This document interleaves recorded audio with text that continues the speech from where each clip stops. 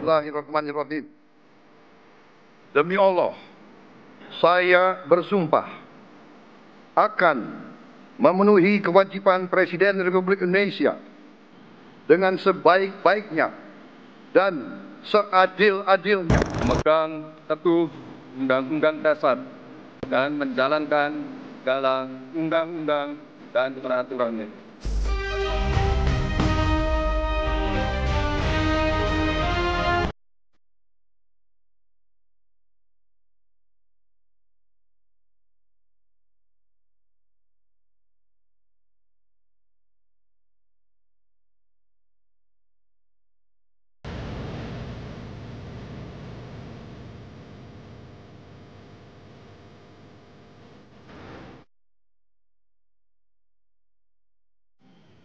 Saudara, Presiden Prabowo Subianto menegaskan insiden keracunan makan bergizi gratis tidak dapat diterima meski jumlah kasus yang ada masih di bawah 1% dibandingkan paket makanan yang disalurkan.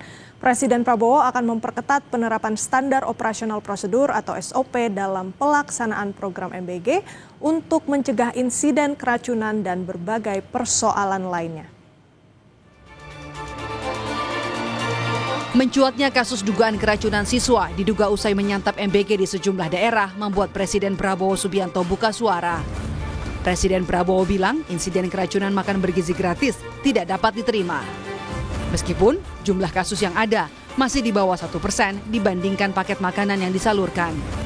Presiden Prabowo tetap akan memperketat penerapan standar operasional prosedur atau SOP dalam pelaksanaan program MBG untuk mencegah insiden keracunan dan berbagai persoalan lainnya. And now I'm proud to say, as of a few hours ago, we have now 11,400 kitchens.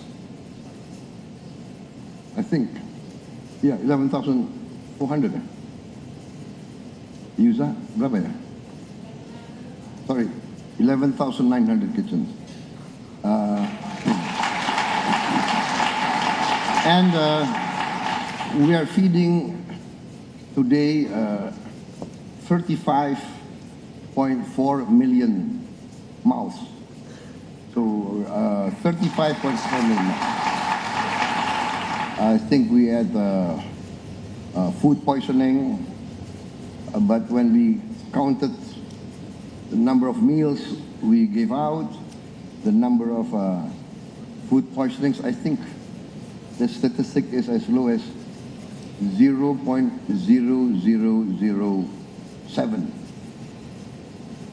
which I think is not, I mean, even one poisoning is not acceptable. But I think in any human endeavor to have a zero defect or zero accident or zero mistake, I think is very rare in human endeavor. Untuk memastikan semua dapur SPPG memiliki standar kebersihan dan keamanan pangan, Badan Gizi Nasional menargetkan SPPG harus memiliki sertifikat layak hygiene sanitasi atau SLHS dalam kurun waktu 1 bulan. SPPG yang belum memenuhi syarat akan dihentikan sementara hingga dinyatakan layak operasi.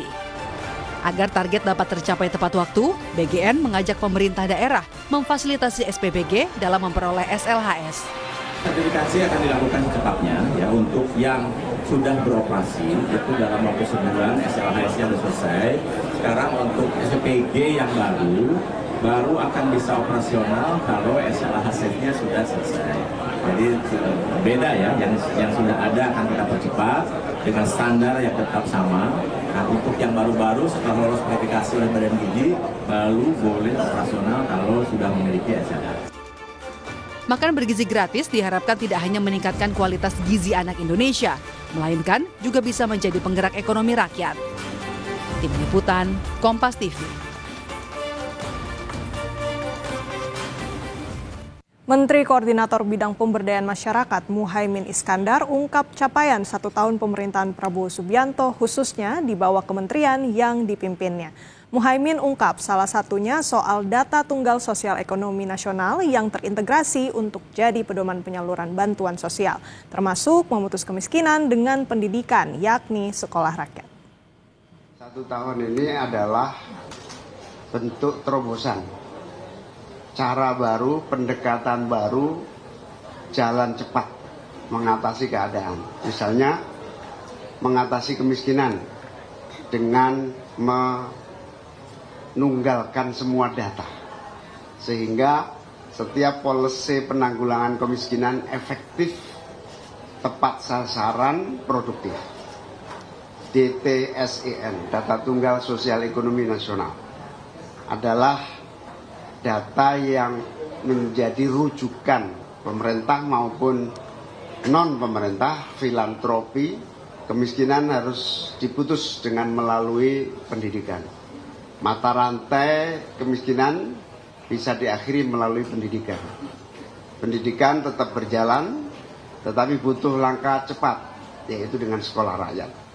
Sekolah rakyat bukan saja jumlah siswa dari desil 1 yang paling miskin, tetapi sekolah rakyat menginspirasi semua sekolah untuk membangun kurikulum berbasis talenta, berbasis potensi, berbasis apa yang disebut sebagai kebutuhan masa depan anak didik kita.